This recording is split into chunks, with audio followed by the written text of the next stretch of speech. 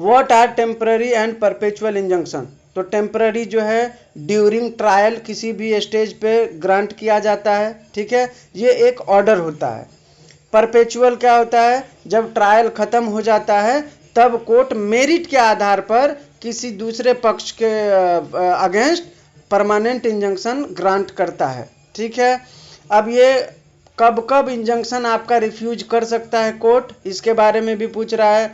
तो सबसे पहले कि अगर आपका जो इंजंक्शन आपने फाइल किया है लेकिन आपके फेवर में ये जो केस है वो प्राइमा फेसी बनता ही नहीं है, तो आपके फेवर में इंजंक्शन पास नहीं होगा, ठीक है।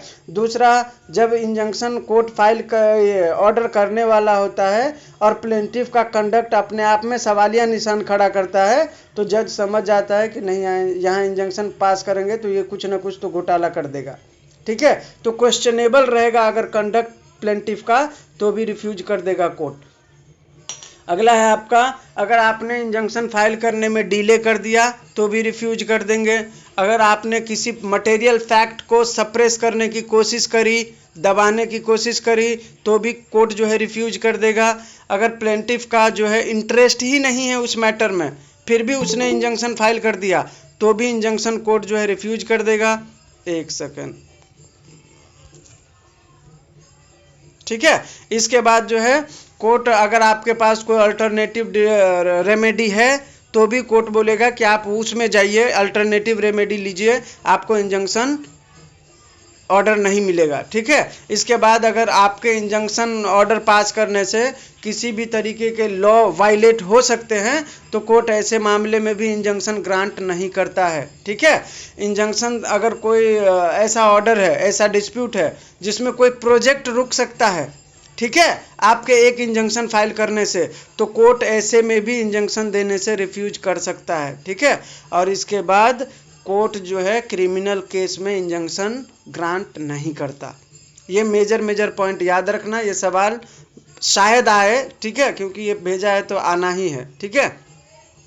कोर्ट कब कब इंजंक्शन ग्रांट कर सकता है, तो इंजंक्शन जो है जनरली ग्रांट कर दिया जाता है जब प्लेंटिफ के पास कोई रेमेडी नहीं बचता, ठीक है। और अगर कोर्ट इंजंक्शन ग्रांट नहीं करेगा तो सामने वाले को ऐसे नुकसान हो सकते हैं जिसकी भरपाई नहीं हो सकती, ठीक है। तो ऐसी हर परिस्थिति में कोर्ट जो है इंजंक्शन ग्रांट करता है। उम्मीद है आप लोगों को समझ में आया हो। अगला सवाल हम लेते हैं।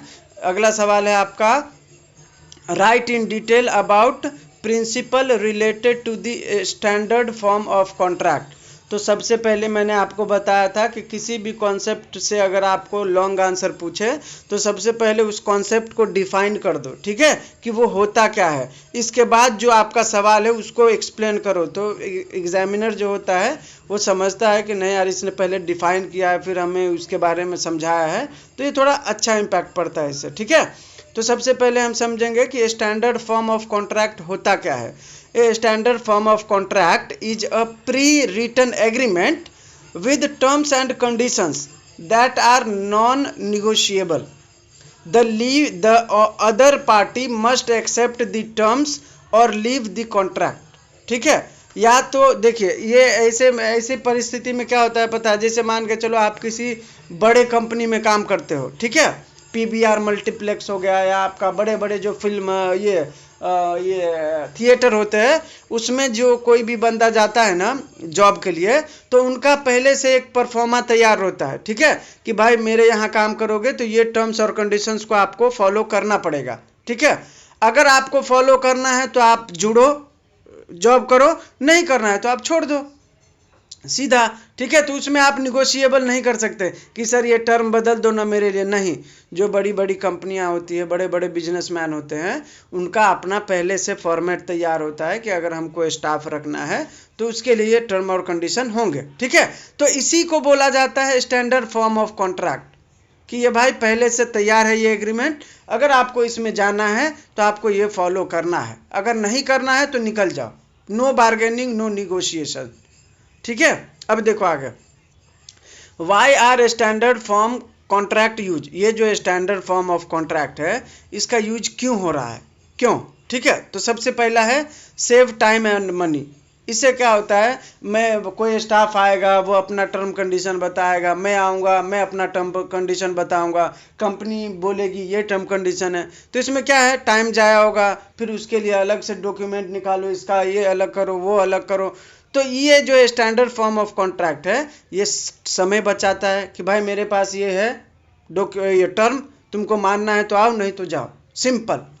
तो इससे क्या होगा, टाइम बचेगा, नो बार्गेनिंग, भाई ये कम कर दे, वो कम कर दे, तारीख इतना कर दो, मुझे जॉब इतने घंटे से इतने घंटे कर दो, मुझे संडे को छुट्टी दे दो, नो। आपको फॉलो करना है तो करो, नहीं तो छोड़ो। तो सेव टाइम और मनी सही है इसमें, ठीक है। दूसरा है businesses can save time and money by using a standard form of contract instead of negotiation with each client. देखें, अब हर क्लाइंट से या हर जो कंज्यूमर है उनका, हर किसी से अलग अलग बात पे वो डिबेट करते रहे, निगोशिएट करते रहे तो नहीं होगा ना। भाई हमारा ये स्टैंडर्ड फॉर्म ऑफ कॉन्ट्रैक्ट है, तुमको अगर इसमें आना है तो ये फॉलो करो, नहीं तो जाओ, सिंपल, ठीक है। रिड्यूस लीगल कॉस्ट, ये जो है लीगल कॉस्ट को भी रिड्यूस करता है, कम करता है, ठीक है। इसके बाद है standard form of contract can reduce legal cost by providing a consistent framework for common issues, ठीक है। इसके बाद अगला है आपका example of standard form of contract. Standard form of contract का एग्जाम्पल पूछ रहा है, तो ये रेंटल एग्रीमेंट, ठीक है। रेंटल एग्रीमेंट कैसे होता है आपको पता है, जब आप नोटरी वाले के पास जाओगे तो उसमें 10-15 कंडीशन जो होता है ना, वो पहले से लिखा होता है, ठीक है। मैं नोटरी करता हूँ, अगर किसी को कराना हो तो बताना। देखो उसमें जब जैसे मेरे पास कोई आता है ना कि नोटरी करना है मुझे, ठीक है, किस चीज़ का भाई, तो मुझे लीव लाइसेंस बनाना था रेंटल एग्रीमेंट का, ठीक है। तो उसमें 10 कंडीशंस पहले से होते हैं, आपको उसमें बार्गेन करने की ज़रूरत नहीं है। अगर आपको रहना है तो ठीक है, नहीं तो मत करो। सबसे पहला क्या कि आप भाड़ा सही समय पे दोगे। दूसरा, लाइट, अगर लाइट और पानी अलग से है तो आपको अलग से ही देना है। तीसरा, रूम में अगर कोई भी दीवार टूट गया या आपका गैस का जो चूल्हा है नीचे से वो डैमेज हो गया, जो भी होगा उसको आप रिपेयर कराओगे, ठीक है। इसके बाद अगर कोई भी इलीगल एक्टिविटी आप उसके रूम में करते हो तो उसके लिए आप जिम्मेदार रहोगे। भाड़ा समय से दोगे, नहीं दोगे तो 1 महीना का एडवांस ले लिया जाएगा। तो कुछ ऐसे बेसिक्स हैं जो आपको पहले से एग्रीमेंट में होता है, आप उसको बदल ही नहीं सकते। कोई भी रूम मालिक बदलेगा क्या, नहीं बदलेगा।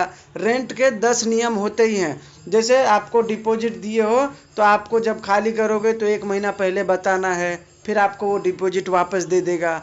तो ये कुछ ऐसे टर्म्स हैं जिसको जो भाड़ोतरी जाएगा ना उसको फॉलो करना ही है। वो थोड़ी बोलेगा कि नहीं डिपॉजिट में नहीं दूंगा, तुमको रखना है तो रखो, तो बोलेगा जा, ठीक है। तो रेंटल एग्रीमेंट इसका एक अच्छा सा उदाहरण है। कोई सर्विस एग्रीमेंट है, सर्विस एग्रीमेंट के तौर पे आप पीवीआर सिनेमा में जाना, वहाँ पे अगर आप जॉब करोगे ना तो वहाँ उनके अलग से कंडीशंस होते हैं, ठीक है, स्टाफ के लिए। अगर आपको वहाँ पे जॉब करना है तो आपको उसके हिसाब से फॉलो करना है, नहीं तो मत जाओ। वहाँ पे लिख दिया है कि आपको सैटरडे संडे छुट्टी नहीं मिलेगा, ठीक है, उसके एग्रीमेंट में, तो आपको नहीं मिलेगा। हाँ, एक्सेप्शन है, इमरजेंसी है, कोई मर गया, कोई कट गया, कुछ हो गया तो वो अलग चीज़ है, ठीक है, लेकिन आपको वो मानना ही पड़ेगा, नहीं तो आप मत करो, सिंपल है। इसके बाद है नॉन डिस्क्लोजर एग्रीमेंट, अगर कोई बनता है तो उसमें भी ये जो है स्टैंडर्ड फॉर्म ऑफ कॉन्ट्रैक्ट में आता है। वो भी जिम मेंबरशिप आप लेते हो तो वो भी एक एग्जांपल है स्टैंडर्ड फॉर्म ऑफ कॉन्ट्रैक्ट का, ठीक है।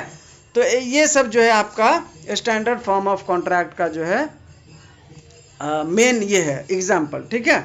इसके बाद है what are the concern about standard form of contract. Some say that standard form of contract can lead to the exploitation of weaker parties, ठीक है। एक तरह से वीकर पार्टी का शोषण ही है। अगर मान के चलो मैं स्टाफ हूँ, मुझे जॉब करना है पीवीआर में, लेकिन मुझे संडे को छुट्टी चाहिए क्योंकि मेरा एक बहुत इमरजेंसी काम संडे को होता है। अगर मुझे नहीं छुट्टी देगा तो ये तो मेरा एक्सप्लॉयटेशन है ना, बराबर।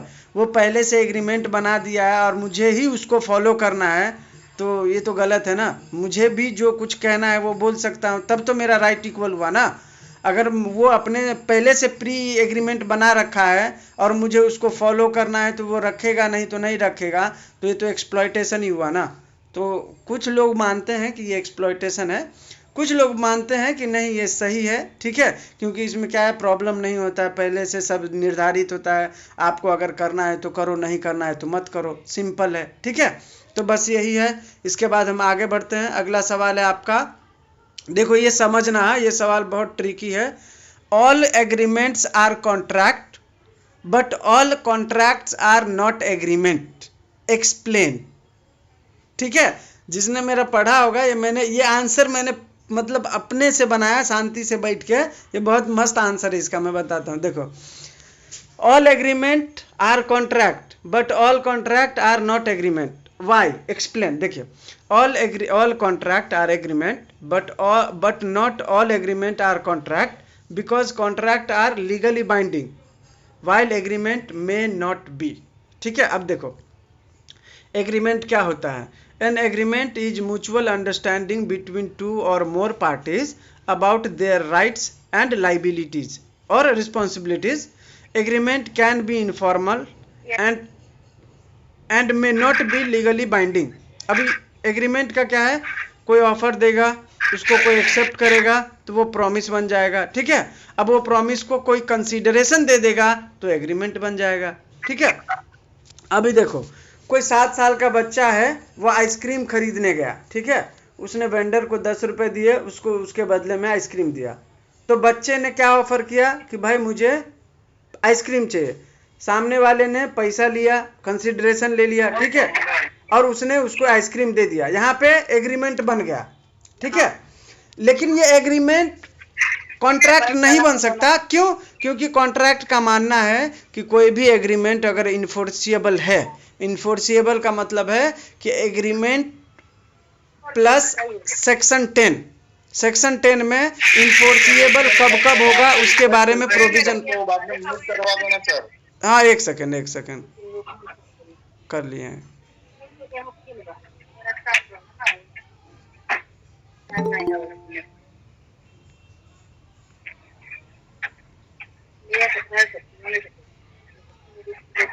अब किसका माइक ऑन है?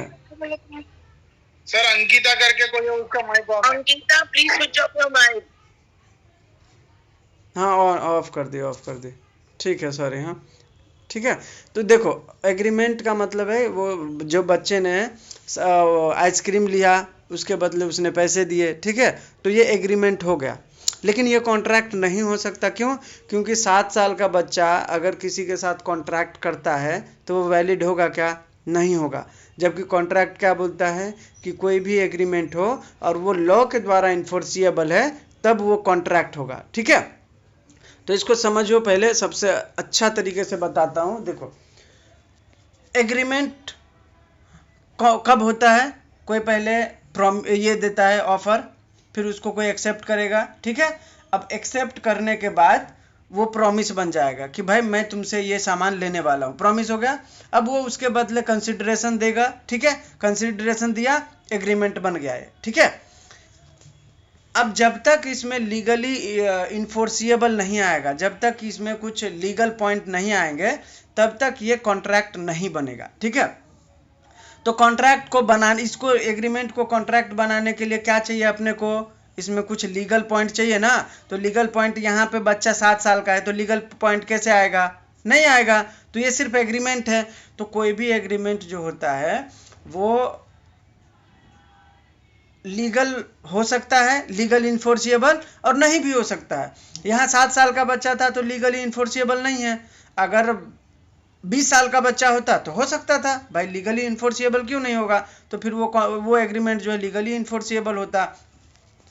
तो जब कोई कॉन्ट्रैक्ट है, जब कोई एग्रीमेंट है, अगर इन्फोर्सिएबल नहीं है, ठीक है, तो भी वो एग्रीमेंट है। अगर इन्फोर्सिएबल है तो भी वो एग्रीमेंट है। लेकिन कॉन्ट्रैक्ट क्या बोलता है कि कोई भी एग्रीमेंट है अगर वो लीगली इन्फोर्सिएबल होगा तभी वो कॉन्ट्रैक्ट माना जाएगा। ठीक है, तो कॉन्ट्रैक्ट का वाइड स्कोप हो गया ना। मतलब कॉन्ट्रैक्ट जो है सारा एग्रीमेंट ले लो, ठीक है, उसमें अगर लीगली इन्फोर्सिएबल है तो वो कॉन्ट्रैक्ट बन जाएगा। ठीक है, लेकिन एग्रीमेंट जो है, हर एग्रीमेंट इन्फोर्सिएबल नहीं होगा तो वो कॉन्ट्रैक्ट हो सकता है क्या? नहीं हो सकता ना। ये कॉन्सेप्ट जिसको समझ में आए बताना। ये कॉन्सेप्ट थोड़ा सा ट्रिकी है लेकिन बहुत इजी। ठीक है, ऑल एग्रीमेंट जो है वो कॉन्ट्रैक्ट है। सर मैं बोलूं? हाँ हाँ बोलिए ना। सर वापस बोलिए। All agreements are contract, but all contracts. So sorry, all agreements are contract, but all contracts are not agreement. It has to be enforced. It should be lawful. And means the thing is like अगर कोई आपको murder करने का पैसा दिया, कुछ fraud करने का पैसा दिया, तो वो अनलॉफुल है ना, तो वो एग्रीमेंट कॉन्ट्रैक्ट कैसे बन सकता है? भले तुमने पैसे लेके मर्डर किया, लेकिन that can not be a contract, right ना? That are not contract, man. No, the agreement cannot become a contract. It should, I mean, enforceable by law. And these frauds, the murders, all these contracts, whatever agreement you make, cannot become contract. They are not enforceable by law. They don't have legal binding, na? It should be a legal object and legal binding. ये सवाल सही है क्या कि ये सवाल ही गलत है? पढ़ो कोई। सवाल सही है सर।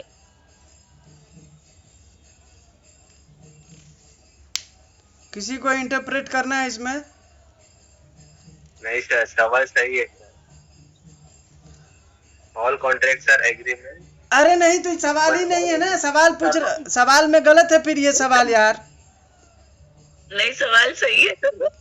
आप सवाल पढ़ो मैडम। कॉन्ट्रैक्ट एग्रीमेंट होता है, but agreement her agreement contract होता है। एग्रीमेंट में सिर्फ प्रॉमिस और कंसीडरेशन होता है, और कॉन्ट्रैक्ट में अरे सुनो सुनो सुनो सुनो सुनो एक मिनट गाइस, ये 7 मैंने जो ग्रुप में भेजा है, ऑफर और एक्सेप्टेंस को डिफाइन कर रहे हैं उसमें, उसके बाद एग्रीमेंट वाला पॉइंट डालना है।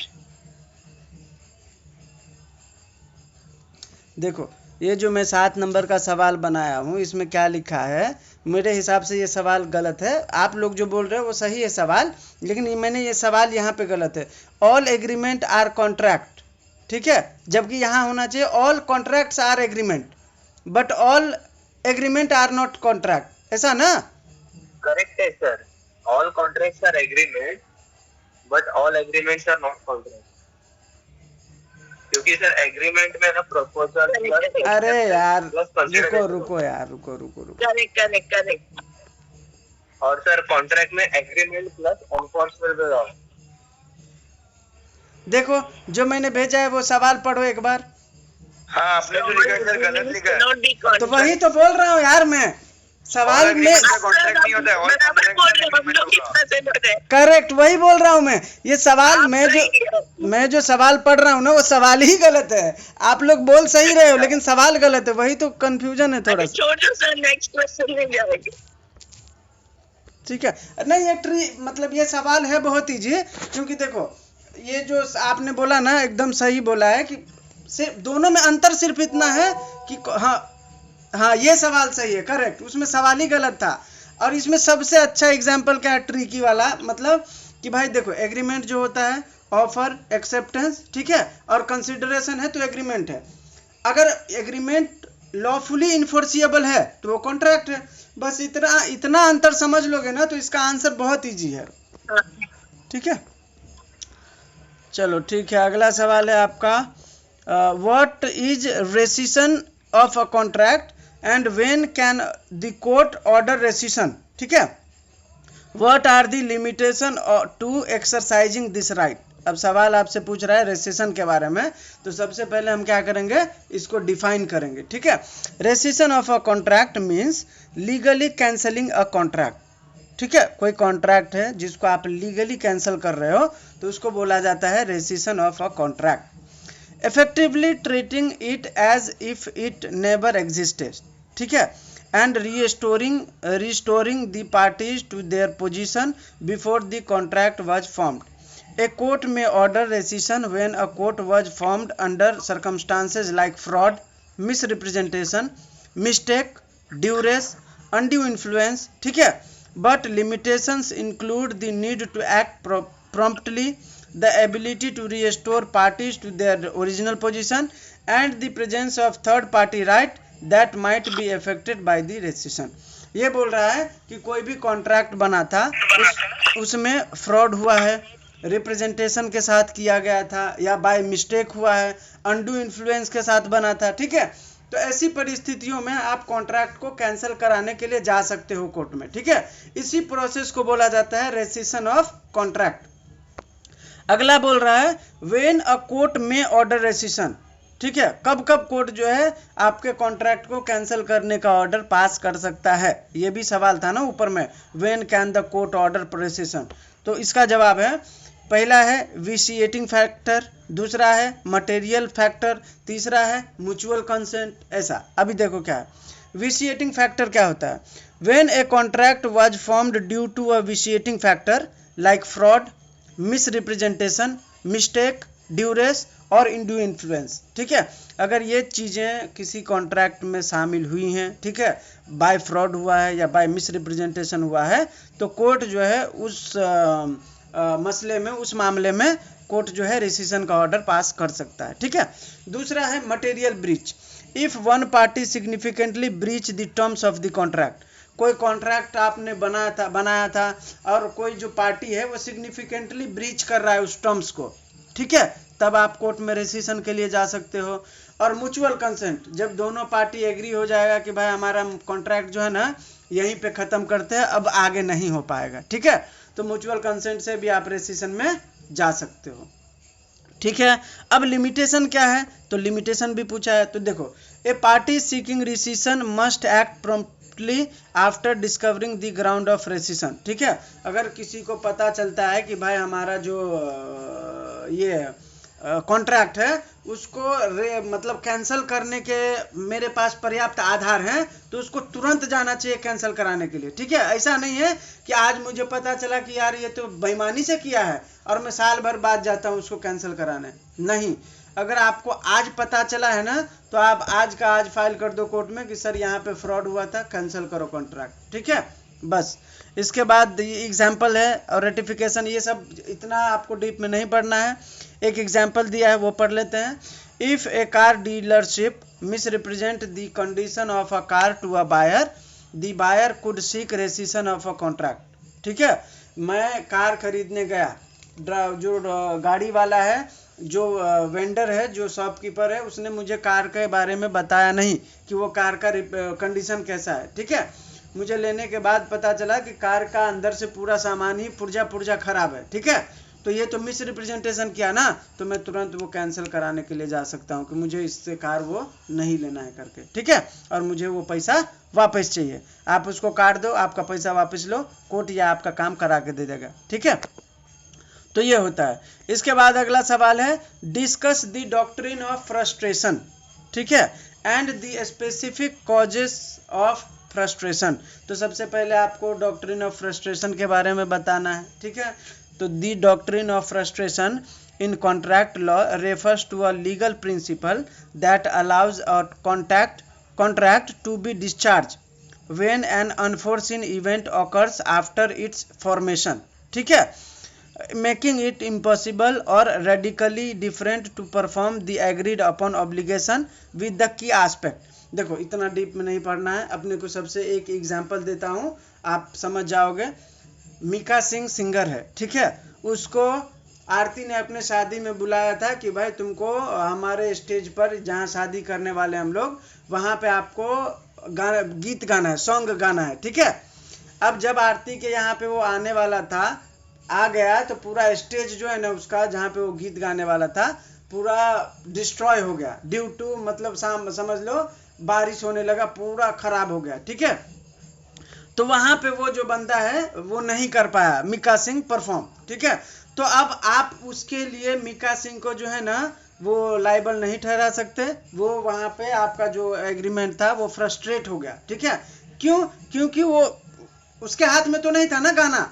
जब ऐसा परिस्थिति आया, जब वो नहीं कर सकता है तो नहीं कर सकता, इम्पॉसिबल था उस समय पर, ठीक है। अनफोर्सिन इवेंट अकर हो गया वहाँ पर, तो वहाँ पे जो है डिस्चार्ज हो जाता है फिर वो कॉन्ट्रैक्ट, ठीक है। तो वही इसी को बोला जाता है डॉक्ट्रिन ऑफ फ्रस्ट्रेशन। अभी देखो एक एग्जांपल दिया होगा नीचे, इसमें एक केस लॉ भी है, देखो पहले मैं पढ़ देता हूँ शुरू से। हाँ, The doctrine of frustration in contract law refers to a legal principle that allows a contract to be discharged, ठीक है, when an unforeseen event occurs its formation, सबसे पहला, ठीक है। इसके बाद है की element of the doctrine of frustration, क्या क्या एलिमेंट होगा तब ये माना जाएगा कि आप डॉक्ट्रिन ऑफ फ्रस्ट्रेट कर सकते हो अपने कॉन्ट्रैक्ट को। सबसे पहला है unforeseen event, the event that leads to frustration must be completely unexpected, ठीक है।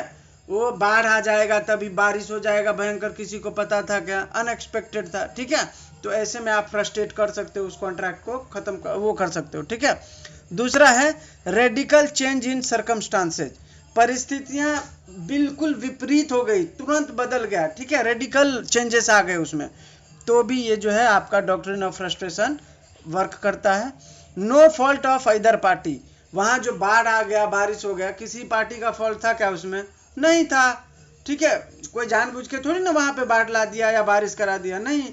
तो जब दोनों पार्टी, कोई भी पार्टी फॉल्ट में नहीं हो तो वो कॉन्ट्रैक्ट अपने आप फ्रस्ट्रेट हो जाता है, ठीक है। और अगला है इम्पॉसिबिलिटी ऑफ परफॉर्मेंस, आपने परफॉर्म करने के लिए बुलाया था, अब इतना बाढ़ आ गया, बारिश वगैरह हो गया, तो इम्पॉसिबल है ना परफॉर्म करना उसको, राइट। तो ऐसी परिस्थितियों में जो है वो फ्रस्ट्रेट हो जाता है, ठीक है। इसके बाद आपका दिया हुआ है आगे, ये सब जरूरी नहीं है आपका, एक केस लॉ है, इम्पोर्टेंट है, क्या है? टेलर वर्सेस कार्डवेल, ठीक है, ये केस लॉ याद रखना। इसमें कोर्ट ने कहा था this case establish the principle that a contract can be frustrate if the subject matter of the contract is destroy due to an unforeseen event like a music hall burning down before a scheduled concert. किसी ने मतलब hall book किया था, ठीक है, कि यहाँ पे इवेंट होगा, अभी आपको पता होगा कोल्ड कंसर्ट हो रहा है ना, कोल्ड प्ले कंसर्ट, मान के चलो कोल्ड प्ले कंसर्ट के लिए हॉल बुक किया, अब वहाँ पे हॉल में पूरा आग लग गया, डिस्ट्रॉय हो गया, तो अब क्या होगा? न वो हॉल के मालिक के हाथ में था, न सिंगर के हाथ में था जो गाएगा, ठीक है। तो ये अनफोर्चुनेट इवेंट हो गया, राइट, और दोनों पार्टी की उसमें गलती भी नहीं है, ठीक है। तो यहाँ पे जो है डॉक्ट्रिन ऑफ फ्रस्ट्रेशन लगता है और वो जो कॉन्ट्रैक्ट था वो फ्रस्ट्रेट हो जाएगा, ठीक है। अब अगला है आपका सवाल, what are the essential element of valid contract, ठीक है। तो वैलिड कॉन्ट्रैक्ट का एसेंशियल क्या क्या है आपसे पूछ रहा है। इसके बाद पूछ रहा है explain some agreement resembling contract, ठीक है, कोई ऐसा एग्रीमेंट का मतलब वो कीजिए जो रिसेंबलिंग कॉन्ट्रैक्ट हो। तो सबसे पहले essential element of valid contract क्या क्या है? The essential element of valid contract are, सबसे पहला है कि कोई ऑफर देना चाहिए, ठीक है। A promise by one party to enter into a bargain, ठीक है, तो ऑफर होना चाहिए। फिर उस ऑफर का एक्सेप्टेंस होना चाहिए, फिर उस एक्सेप्टेंस का जो है कंसिडरेशन होना चाहिए। जैसे मान के चलो मैंने बोला कि मुझे ये पेन बेचना है, ऑफर दिया, सामने वाले ने बोला कि हाँ मैं लूँगा, एक्सेप्टेंस दिया, तो ये क्या हो गया? प्रॉमिस हो गया कि अब वही लेगा, ठीक है। अब उसने मुझे पैसा भी दे दिया, ये क्या हो गया? कंसिडरेशन हो गया, ठीक है। सामने वाला जो है कैपेबल है, 20-22 साल का है, मैं भी बेच रहा हूँ 20-22 साल का हूँ, हम दोनों साउंड माइंड है एकदम मस्त, ठीक है। तो ये क्या हो गया? लीगल इन्फोर्सिएबल हो गया, तो ये हो गया ना कॉन्ट्रैक्ट, ठीक है। तो ये कॉन्ट्रैक्ट का एसेंशियल एलिमेंट है वैलिड कॉन्ट्रैक्ट का। अगर यहाँ पे सामने वाला बच्चा होता तो वो वैलिड कॉन्ट्रैक्ट नहीं होता, क्यों? क्योंकि माइनर के साथ किया गया कॉन्ट्रैक्ट वैलिड नहीं होता है, वो वॉइड हो जाता है, ठीक है, तो याद रखना।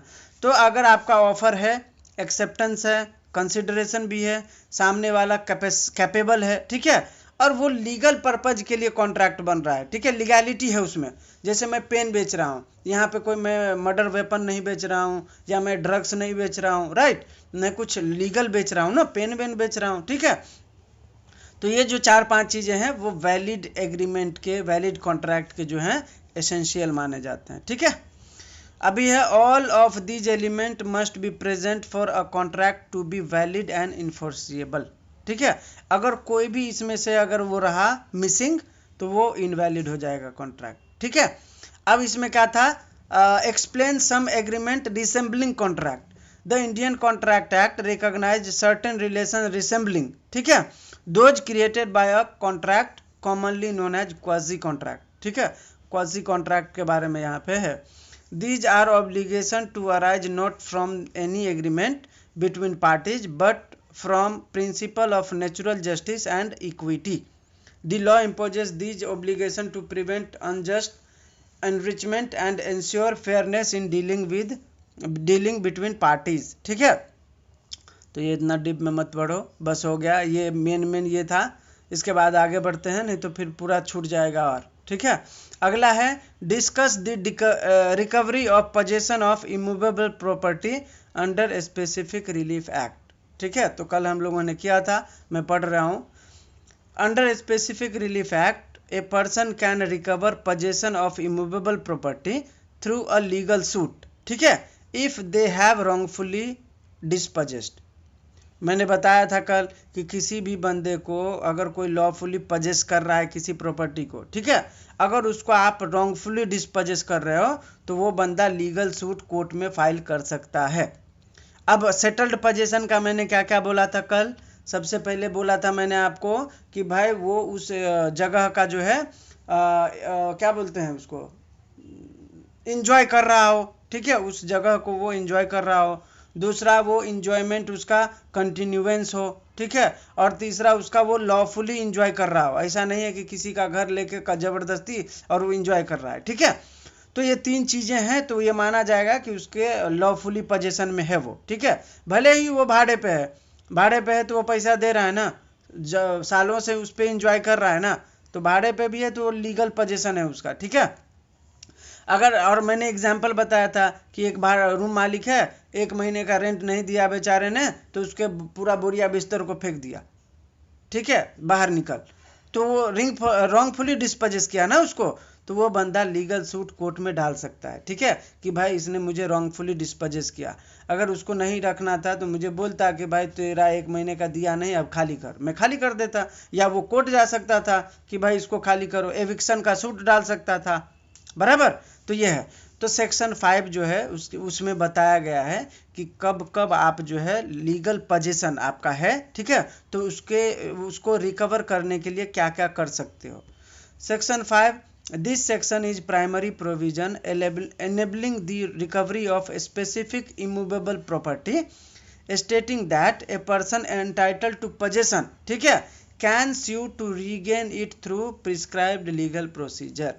अगर कोई भी बंदा किसी एंटाइटल पोजेशन पे है और अगर उसको कोई रॉन्गफुली डिस्पोजेस करता है तो वो बंदा सेक्शन 5 में कोर्ट में जा सकता है सूट फाइल करने, ठीक है। अगला है डिस्पोजेशन विदाउट कंसेंट। आपने जो बंदा है, ठीक है, उसको आपने बिना कंसेंट के बाहर निकाल दिया, अगर भाड़े पे भी है तो आप उससे बात करना चाहिए था, उसको बोलना चाहिए था, उससे कंसेंट लेना चाहिए था कि भाई अब हो गया ख़त्म तो छोड़ो, अब जाने दो, ठीक है, अब मुझे नहीं रखना है। लेकिन आपने बिना उससे कंसेंट लिए उसको बताए आपने उसको डिस्पोजेस कर दिया, तो ये गलत है, ठीक है। इसके बाद है अगर किसी बंदे ने कोई बंदा पोजेशन में है और उसको डिस्पोजेस कर दिया है तो ये ज़रूरी नहीं है कि उसको बताना पड़ेगा कि इस प्रॉपर्टी का टाइटल मेरे पास है। No need to establish complete title. Ownership आपको नहीं दिखाना है कि भाई ये मेरा ही ज़मीन था और मुझे डिस्पोजेस कर दिया है। आपको सिर्फ ये बताना है कि भाई आपका लीगली पोजेशन था इस पर। अब लीगली पोजेशन के लिए मैंने आप लोगों को 2-3 चीज़ें बताया था कल, बराबर ना, कि भाई लीगल पोजेशन के लिए, एक सेकंड में वापस से आप लोगों को बता देता हूं तो थोड़ा आपका रिकॉल हो जाएगा, ठीक है। लीगली पोजेशन के लिए मैंने आपको बताया था कि भाई किधर गया भाई, हाँ, लीगली पोजेशन का था 3 प्रिंसिपल है लीगली पोजेशन का। पहला है कि फिजिकल कंट्रोल होना चाहिए उस रूम पर, ठीक है। दूसरा इंटेंशन टू एंजॉय, आप जहाँ पे हो वो इंटेंशन है आपका वहाँ पे एंजॉय करने का, ऐसा नहीं है कि आप रात को भाग के आए और यहाँ पे अटक गए, नहीं, आपका इंटेंशन था एंजॉय करने का, इसीलिए वो रूम लिए थे। इसके बाद है अगला कंटिन्यूइंग एंजॉयमेंट। आपका एंजॉयमेंट जो है आज से शुरू नहीं हुआ है, आप सालों से यहाँ पे रह रहे हो, ठीक है। तो ये तीनों चीज़ें हैं तो आपका माना जाएगा कि आप पोजेशन में थे, ठीक है। अब आप पोजीशन में है तो आपको डिस्पोजेस नहीं किया जा सकता। डिस्पोजेस अगर रॉन्गफुली किया जाता है तो आप उसको फिर से पोजीशन पाने के लिए सेक्शन 5 में जा सकते हो, ठीक है। अब ये जरूरी नहीं है, जैसे मान के चलो मेरा रूम है और मैं ऑनरशिप हूँ, मेरा ये इस रूम पे ऑनरशिप है, ठीक है। तो ऑनरशिप अलग चीज है, ठीक है, पोजीशन अलग चीज है, ठीक है। अगर कोई पोजीशन में है और लीगली पोजीशन में है, जो मैंने 3 चीजें बताई, ठीक है, तो उसको अगर वो पोजीशन वापस लेना है तो उसको ये नहीं बताना है कि वो रूम मेरा ही है, ठीक है, नहीं, आपको सिर्फ पोजीशन बताना है कि आप यहाँ पे थे या नहीं थे, सिंपल, ठीक है। तो ये जो सेक्शन 5 है वो सिर्फ आपको पोजीशन देने की बात करता है, ऑनरशिप देने की बात बिल्कुल भी नहीं करता, याद रखना, ठीक है। इसके बाद सेक्शन 6 है, इसमें ये बोलता है this section further elaborate on the right to recover possession by allowing a person dispossessed of immovable property sue for its recovery even if other parties may claim a title to the property, ठीक है। Section 6 बोलता है कि जैसे मान के चलो आपने बोला कि मेरा पोजेशन था और इसने मुझे डिस्पोजेस कर दिया, ठीक है। अब सामने वाला डिस्पोजेशन के आधार पर वो जा रहा है कि यार ये मेरा रूम है तो मैं उसको डिस्पोजेस करूंगा ना। तो सेक्शन 6 बोलता है कि अगर वो ओनरशिप भी बता रहा है ना तो भी आप उसको क्लेम कर सकते हो कि पोजीशन मेरा है, फिर भी आपको वो पोजीशन रिकवर करने का अधिकार होगा, ये सेक्शन 6 बताता है, ठीक है। उसमें ये भी बताया है, कुछ लिमिटेशन दिया है कि भाई आपको जब निकाला तो आपको तुरंत जाना चाहिए, ठीक है, आपके पास एविडेंस होना चाहिए कि आप इतने सालों से यहाँ पे रह रहे हो, ठीक है, तो कुछ एविडेंस आपको दिखाना पड़ेगा, ठीक है। और ये जो सूट ऑफ पोजीशन का है ये जो है अपीलेबल नहीं है। अगर किसी ने पोजीशन के लिए क्लेम किया है तो कोर्ट उसका जो है अपोजिट पार्टी का अपील नहीं सुनेगा, ठीक है, क्योंकि ये इमीडिएट रिलीफ होता है। मैंने आप लोगों को बताया था जब हम सेक्शन 6 पढ़ रहे थे, ठीक है, कि सेक्शन 6 जो है वो नेचर वाइज इमीडिएट रिलीफ है, ठीक है। अभी मान के चलो मैं रूम पे था और मुझे किसी ने डिस्पोजेस कर दिया, तो अब मैं कहाँ रहूँगा, मुझे इमीडिएट पोजीशन तो चाहिए ना। तो कोर्ट सबसे पहले देखता है कि भाई इसको पोजीशन मिले जल्दी, ठीक है। अगर मिल जाएगा तो वो कम से कम बेचारा रह तो पाएगा ना, तो इसीलिए इमीडिएट रिलीफ है इसमें, और इमीडिएट रिलीफ के कारण ही इसको अपीलेबल नहीं बनाया है। अगर आपको अपील में जाना है तो आपको ओनरशिप के लिए जाना पड़ेगा कि जाओ तुम्हारा घर है, तुम ओनरशिप दिखाओ पहले उधर कोर्ट में, ठीक है, ओनरशिप है तो फिर उसको लीगली एविक्शन का सूट डालो, फिर हटाओ उसको, ठीक है। सब प्रोसीजर वाइज करो, लेकिन आप किसी सेटल्ड पोजीशन को जो पोजीशन में है उसको आप डिस्पोजेस नहीं कर सकते। अगर कर दिए हो और रॉन्गफुली है तो वो पोजीशन के लिए सेक्शन 5 और 6 में जाके आपका वो प्रॉपर्टी जो है इमूवेबल वो फिर से पोजीशन में ले लेगा। समझ में आया ये कॉन्सेप्ट? थोड़ा थोड़ा बताते भी चलो, हाँ, तो मुझे भी लगे ना, ठीक है ना। सीधा ये कॉन्सेप्ट याद रखना कि भाई कोई पोजीशन में है, पोजीशन में है कौन सा, फिजिकल कंट्रोल, इंटेंशन और कंटिन्यूइंग एंजॉयमेंट है, तब वो पोजीशन में माना जाएगा। अगर उस बंदे को कोई डिस्पोजेस करता है और वो रॉन्गफुली कर रहा है तो उस बंदे को सेक्शन 5 और 6 में बोलता है कि भाई आपको वो पोजीशन वापस लेने का अधिकार है, ठीक है। और सेक्शन 6 तो इतना भी बोलता है कि भले किसी का ओनरशिप है, वो ओनरशिप का राइट दिखा रहा है, लेकिन अगर आपको इलीगली रॉन्गफुली डिस्पोजेस किया है तो आपको पोजीशन वापस मिलेगा, ठीक है। अगर उसको जाना है तो वो ओनरशिप के लिए जाए, कोर्ट में जाए, सूट फाइल करे कि मेरा ये ओनरशिप है, उसको हटाओ, फिर एविक्शन का सूट डालो, तुम्हारे पास है रेमेडी, लेकिन डिस्पोजेस करने का नहीं, सीधा। किसी ने हैंड रेज किया था, पूछिए कुछ है तो।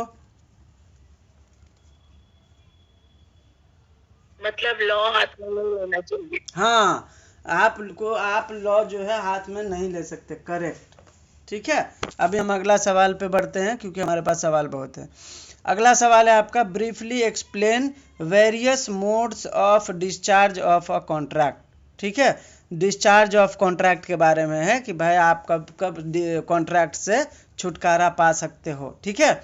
देखो सबसे पहला है definition, a contract is discharge when it is no longer legally binding, ठीक है, और when the right and obligation of the parties end, ठीक है। कोई कॉन्ट्रैक्ट बना था, दोनों पार्टी ने मतलब जो भी था उसका राइट और ऑब्लिगेशन उन्होंने जो है फुलफिल किया, ख़त्म हो गया, ठीक है, तो वो डिस्चार्ज हो जाएगा contract. This can happen in a number of ways, ये बहुत तरीके से जो है आपका कॉन्ट्रैक्ट डिस्चार्ज किया जा सकता है। कौन कौन से हैं? सबसे पहला है discharge bye performance, when both parties have fully completed their contractual obligation, ठीक है। जैसे मान के चलो मैंने बोला कि भाई मुझे 10 किलो आटा चाहिए, ठीक है, सामने वाले ने बोला कि सर मैं आपका 10 किलो आटा भेज दूंगा, ठीक है, उन्होंने भेज दिया, मैंने उसके बदले उनको कंसिडरेशन दिया, ठीक है, ये हमारा हो गया कॉन्ट्रैक्ट। अब जैसे ही उन्होंने मुझे आटा भेज दिया, मैंने उनको पैसा दे दिया, करेक्ट, तो हम दोनों का ऑब्लिगेशन खत्म हो गया, तो हो गया डिस्चार्ज हमारा परफॉर्मेंस, बराबर। तो बाय अगर आपने परफॉर्म कर दिया, दोनों पार्टी ने जिस पर्पज के लिए कॉन्ट्रैक्ट बनाया था वो कॉन्ट्रैक्ट का पर्पज अगर दोनों पार्टी फुलफिल कर देता है तो परफॉर्मेंस हो गया ना। परफॉर्मेंस होने के बाद वो कॉन्ट्रैक्ट क्या करोगे, अचार डालोगे? नहीं, तो डिस्चार्ज हो गया, वो खत्म हो गया, ठीक है। दूसरा है discharge by agreement, when both parties agree to end the contract, दोनों पार्टी ने कॉन्ट्रैक्ट किया था, अब दोनों पार्टी सहमति से चाहता है कि कॉन्ट्रैक्ट हम खत्म कर लें, तो सहमति से तो डिस्चार्ज कर ही सकता है ना एग्रीमेंट, ठीक है। अगला है discharge by breach of contract, when one party fails to fulfil their obligation without a lawful excuse, दो पार्टी किसी कॉन्ट्रैक्ट में आए, ठीक है, और एक पार्टी जो है उसके जो ड्यूटीज थे, जो ऑब्लिगेशंस थे वो फुलफिल नहीं कर रहा है, ठीक है, और उसके पास कोई एक्सक्यूज भी नहीं है कि वो एक्सक्यूज दे और मुझे लगे कि नहीं यार ये रीजनेबल है, ठीक है, तो ऐसे परिस्थिति में भी जो है आपका कॉन्ट्रैक्ट डिस्चार्ज हो जाता है, ठीक है।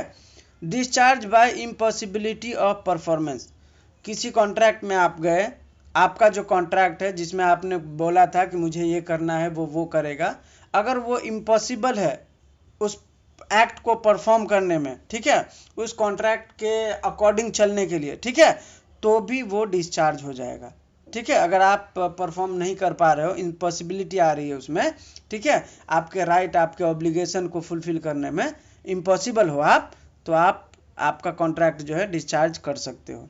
अगला है discharge bye lapse of time, time खत्म हो गया, आपका एग्रीमेंट या आपका कॉन्ट्रैक्ट बना था 1 महीने के लिए, ठीक है, अब महीना खत्म हो गया, आपने फुलफिल ही नहीं किया कॉन्ट्रैक्ट को, खत्म हो गया, डिस्चार्ज हो गया, अब फिर से बनाओ कॉन्ट्रैक्ट, ठीक है। When a contract is not fulfilled due to inactivity और non compliance with it terms, ठीक है, और डेट खत्म हो गया तो गया आपका, डिस्चार्ज हो गया। लास्ट है discharge bye operation of law, when a contract is automatically terminated or made unenforceable by law, कोई लॉ है ऐसा, ठीक है, जो ये बताता है कि कोई कॉन्ट्रैक्ट कब कब अनइन्फोर्सिएबल होगा, अगर उसमें आपका फॉल होता है कॉन्ट्रैक्ट तो वो कॉन्ट्रैक्ट ऑटोमेटिकली डिस्चार्ज हो जाएगा, ठीक है। अभी अगला सवाल, ये लॉन्ग सवाल में एक सवाल और बाकी है, डिफाइन ए प्रोपोजल, प्रोपोजल का मतलब क्या होता है, ऑफर, ठीक है, सीधा समझना, प्रोपोजल का मतलब offer. What are the essential of valid proposal, क्या है वैलिड ऑफर देने का एसेंशियल क्या है, तो सबसे पहला है एटलीस्ट 2 पार्टीज, अगर हम किसी को ऑफर दे रहे हैं तो सामने वाला ऑफर ही तो होना चाहिए ना, ऑफर लेने वाला, ऑफर मैं अपने मन में थोड़ी रखूंगा, तो ऑफर में सबसे पहले 2 पार्टी होना ही चाहिए, एक ऑफर देने वाला और एक ऑफर लेने वाला। दूसरा क्लियर टर्म, आपका जो ऑफर है उसमें आप क्लियर लिखोगे कि मुझे ये पेन जो है 10 रुपये में बेचना है, ठीक है, और ये जो पेन है वो मस्त है, अच्छा चलता है, पतला चलता है, ठीक है, फिर आप उसमें चीटिंग नहीं करोगे कि ये पेन 10 का है, आप बोलोगे कि इसमें मक्खन से मतलब बहुत अच्छा चलता है, इसमें सोने की जड़ी लगाई हुई है, इसमें फलाना डिमका, नहीं, जो है वो है, क्लियर आपको लिखना है, ठीक है। इसके बाद है कम्युनिकेशन, ऑफर जो है सामने वाले को कम्युनिकेट होना चाहिए तब वो ऑफर होगा, जैसे ये लालमान शुक्ला वाला था ना, उसमें ऑफर कम्युनिकेट ही नहीं हुआ था सामने वाले को, जो लालमान शुक्ला है वो गौरी दत्त ने ऑफर दिया था लेकिन वो ऑफर कम्युनिकेट नहीं हुआ था, किसके साथ, लालमान शुक्ला के साथ, वो तो कहीं लापता हो गया था 4 दिन के लिए, ठीक है, तो उसको कम्युनिकेट नहीं हुआ। तो कोर्ट ने कहा कि भाई जब ऑफर उसने दिया तो तुमने कम्युनिकेट किया था क्या कि भाई मैं ऑफर एक्सेप्ट करता हूँ। एक्सेप्ट करते तब वो कम्युनिकेशन होता ना, एक्सेप्ट करते तो फिर वो प्रॉमिस हो जाता, प्रॉमिस होता, फिर वो आपका लड़का ला के दिया, फिर आप उसको अवार्ड देते तो हो जाता वो कॉन्ट्रैक्ट, बराबर। लेकिन आपने ऑफर को कम्युनिकेट ही नहीं किया तो बात आगे बढ़ा ही नहीं। तो कम्युनिकेशन भी होना चाहिए।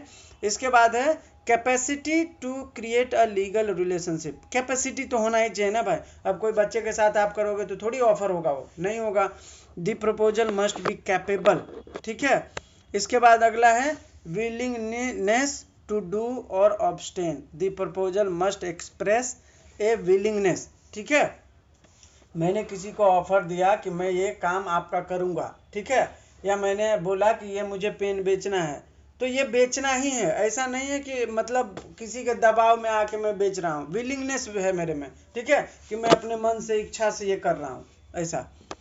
तो ये हो गया आपका लॉन्ग आंसर खत्म यहाँ पे, ठीक है। क्लेटन रूल मैंने समझा दिया था, मैं वापस समझा देता हूँ क्लेटन रूल वाला, ठीक है। क्लेटन रूल का समझ लो एक तरीके से बताता हूँ मैं, एक पेन पेपर लेके थोड़ा सा देखो। ए बी सी 3 बंदा है, ठीक है, तीनों एक फर्म चलाता है, ठीक है, तीनों एक फर्म चलाता है। अब तीनों में ए जो है ना, तीनों फर्म चलाता है, तीनों का एक बैंक अकाउंट है जिसमें क्रेडिट कार्ड मिला है। सपोज एग्जांपल बता रहा हूं मैं, ठीक है, क्रेडिट कार्ड मिला है, ठीक है। अब तीनों पार्टी उस क्रेडिट कार्ड को यूज करने के लिए अधिकार रखता है, क्योंकि तीनों फर्म में ना ए बी सी, ठीक है। अब ए क्या करता है, एक बार क्रेडिट कार्ड से 25,000 रुपये निकालता है, डेबिट करता है, ठीक है, 25,000 हो गया उसका डेबिट। बी क्या करता है, वो एक बार अकाउंट से 25,000 रुपये निकालता है, ठीक है। अब 50,000 डेबिट हो गया, मतलब ये जो बैंक वाला है उसको अब 50,000 चाहिए इस फर्म से, ठीक है। अभी क्या होता है, ये सी जो है ना वो जमा करता है बैंक में क्रेडिट कार्ड के इसमें 25,000, ठीक है, 25,000। अब बैंक के पास डेबिट कितना था, 50,000 था, जिसमें ए ने पहले 25,000 निकाला था, बी ने पहले 25,000 निकाला था। अब सी यहाँ पे जमा कर रहा है, ठीक है, तो जमा कर रहा है तो 25,000 जमा होगा, तो 50,000 में से 25,000 घटेगा तो कितना बचेगा, 25,000। अब बैंक को कितना चाहिए इस फर्म से, 25,000, बराबर। इस बीच क्या होता है, ए का मौत हो जाता है, ठीक है, ए मर जाता है, ठीक है, तो बैंक नोटिस भेजता है कि भाई मुझे ये 25,000 तो चाहिए ना। तो अब ये सी बोलता है कि भाई हम बी और सी बचे हैं, ठीक है, हमने आपको 25,000 दिया था, ठीक है, 25,000 दिया था, तो लीगल लाइबिलिटी जो हमारा था 25,000 वाला वो हमारा खत्म हो गया, हम दोनों थे तो हमारा खत्म हो गया ना। ये 25,000 जो था वो तो ए भी था ना उस समय पर, ठीक है। तो बैंक बोलता है कि देखो आपका शुरू में 25,000 ट्रांजेक्शन हुआ था जिसमें ए ने किया था, बी ने ट्रांजेक्शन किया था बी 25,000, तो आपने जो ये 25,000 दिया था तो ये 25,000 आपका ए वाले में कट गया, ठीक है, आप ये बी वाले में से मत कटवाओ, ठीक है। ऐसा कि आपके पास जो भी मेरे पास पहले कटा है पहले मैं वो भरपाई करूंगा ना, आप बाद वाले में आपको शेयरिंग करना है, ये नहीं है वो नहीं, वो आपका प्रॉब्लम है। मेरे पास पहले मेरे यहाँ मेरे अकाउंट में 25,000 कटा है तो पहले मैं वो कवर करूँगा, तो सबसे पहले ये जो लिया था पैसा उसका मैंने आपके 25,000 से काट लिया। अब हमारे पास 25,000 बाकी है, अब आप तीनों को बांटना है तो बांटो, आप दोनों को बांटना है तो बांटो, मुझे 25,000 चाहिए, ठीक है। तो ये इसका प्रिंसिपल है। इस केस से आया कि भाई आप first in first out, FIFO का कॉन्सेप्ट यहाँ से आया था कि अगर आपने बैंक से पैसा लिया या कुछ भी लिया, ठीक है, और आप जमा कर रहे हो तो बैंक जो है सबसे पहले आपने जो लोन लिया था या सबसे पहला जो आपका बाकी है बैंक के ऊपर, बैंक उसको पहले ख़त्म करता है, ठीक है। ऐसा नहीं कि आपका लास्ट वाला ख़त्म कर देगा और बोलेगा पीछे वाला रहने दो आराम से देना, नहीं, बैंक पहले पीछे वाला ख़त्म करता है और आगे वाला आगे आने देता है।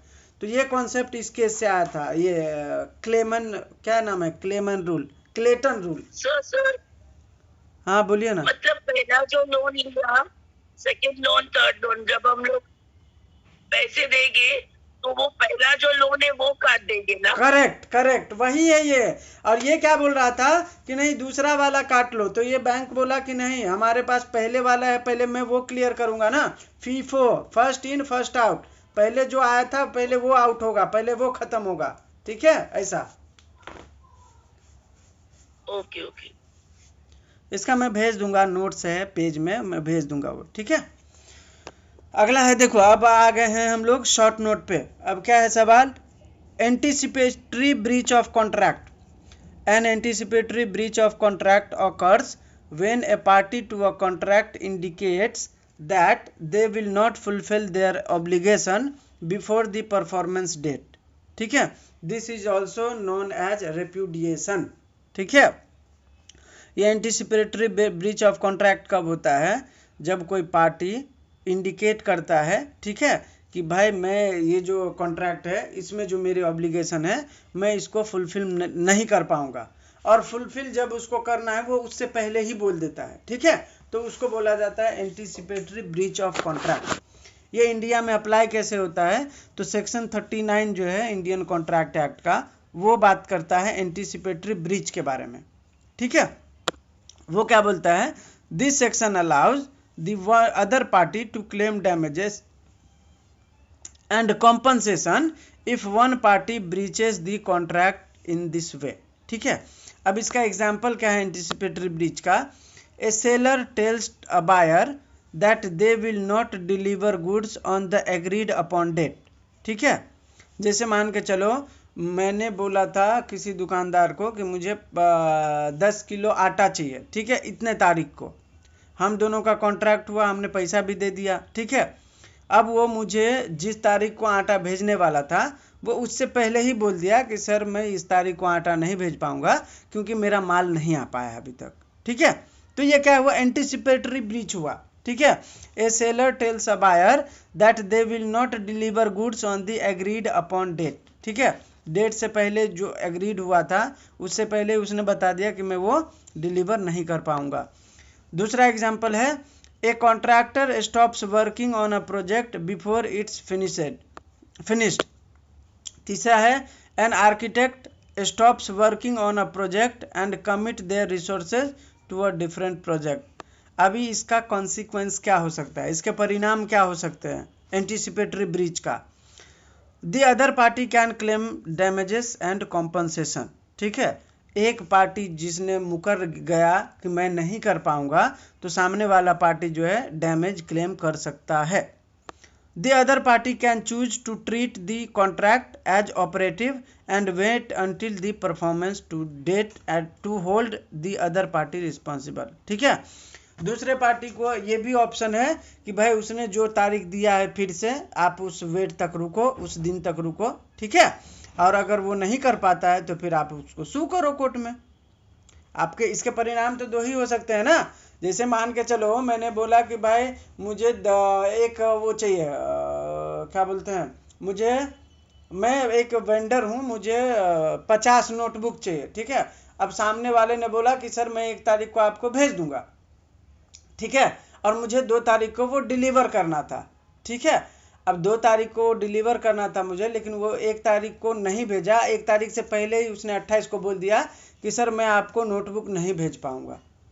तो इसका परिणाम क्या होगा, मैं उसको बोलूँगा भाई कि मेरा 2 तारीख को ये ट्रांसफ़र देने वाला था मैं किसी को, मैं कितना कमाता था, तो मैं उससे कंपनसेशन क्लेम कर सकता हूँ, ठीक है।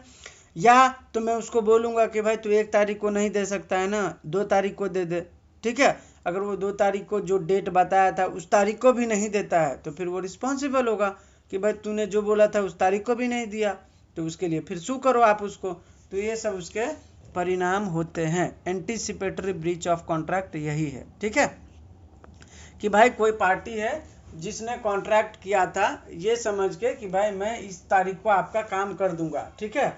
अब वो उस तारीख को काम नहीं कर पाएगा तो वो पहले ही बोल देता है कि भाई मैं आपका काम इस तारीख को नहीं कर पाऊंगा, ठीक है। तो ये है एंटीसिपेटरी ब्रीच ऑफ कॉन्ट्रैक्ट। अगला सवाल है आपका, किधर गया भाई, discharge of contract. Discharge of contract क्या होता है, ठीक है। तो डिस्चार्ज ऑफ कॉन्ट्रैक्ट, अरे डिस्चार्ज ऑफ कॉन्ट्रैक्ट तो हम नीचे पढ़े थे ना,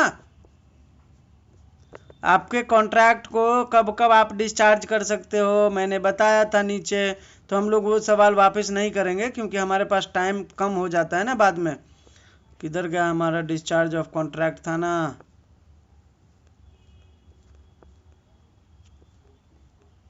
हाँ ये था ना नीचे क्वेश्चन नंबर 2। हो गया वो, हो गया। हाँ, आप परफॉर्म नहीं कर पा रहे हो तो डिस्चार्ज हो जाएगा।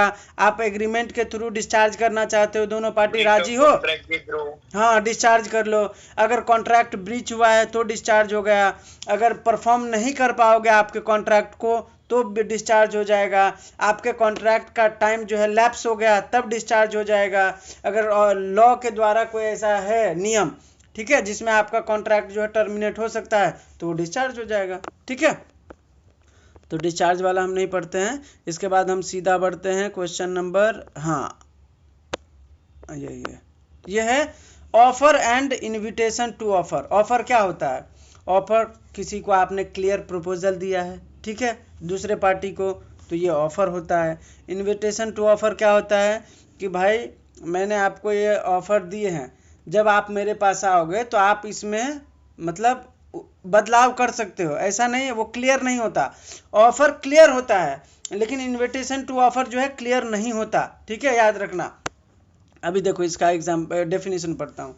An offer is defined under section 2 subsection 1 of the Indian Contract act when one person signifies to another his willingness to do or abstain from doing anything with a view to obtaining the assent of the other। ठीक है, तो वो होता है offer.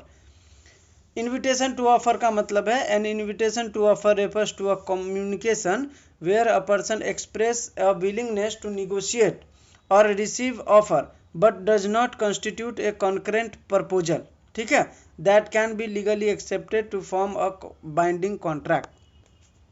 अब nature में क्या होता है, तो an offer becomes a legally binding contract once accepted by the parties. ठीक है, अगर आपने ऑफर को एक्सेप्ट किया, ठीक है, तो वो जो है लीगल बाइंडिंग हो जाता है। ठीक है, जबकि इनविटेशन टू ऑफर में है invitation to offer does not create any legal obligation until a concurrent offer is made. जब तक आप इनविटेशन टू ऑफर अगर हुआ है, जैसे मान के चलो एक एग्जांपल भी दिया है, देखो नीचे एग्जाम्पल ऑफर में a shop owner directly offering to sell a specific item at stated price. ठीक है, तो ये क्या है, ये हो गया ऑफर। जैसे मान के चलो मैंने बोला कि भाई ये लहंगा जो है 500 रुपये का आएगा, तो मैंने आपको डायरेक्ट बताया, स्टेट प्राइस को आपको बता दिया कि ये 500 का है। ठीक है, इनविटेशन टू ऑफर का होता है कि आपको मैंने लहंगे का जो है स्टैचू होता है ना, उसमें लहंगा पहना के दिया है और वहाँ पे बोला है कि ये जो है सेल लगा है। ठीक है, तो ये इनविटेशन टू ऑफर है। अब आप आओगे दुकान पे, फिर आप मुझसे पूछोगे कि ये कितने का है, फिर मैं आपको ऑफर दूंगा कि ये इतने का है। आपको एक्सेप्ट करना है तो करो, नहीं करना है तो मत करो। आपको बार्गेन करना है तो करो, नहीं करना है तो नहीं करो। तो ऑफर जो है वो स्पेसिफिक प्राइस एकदम क्लियर रखता है कि भाई मैं इतने में बिकूंगा। लेकिन ये इनविटेशन टू ऑफर जो होता है वो आपको सिर्फ इनवाइट करता है कि आओ, तुम आके मुझे बताओ तुम कितने में खरीदने वाले हो। ठीक है, ऐसा। तो displaying goods with price in a shop window with which invites customer, ठीक है, to make an offer to purchase, तो इसको बोला जाता है इनविटेशन टू ऑफर।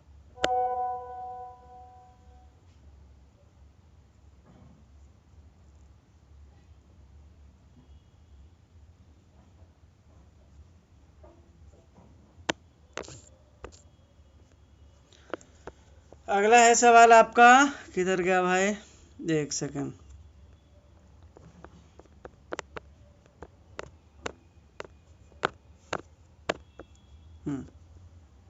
किधर थे यार हम लोग।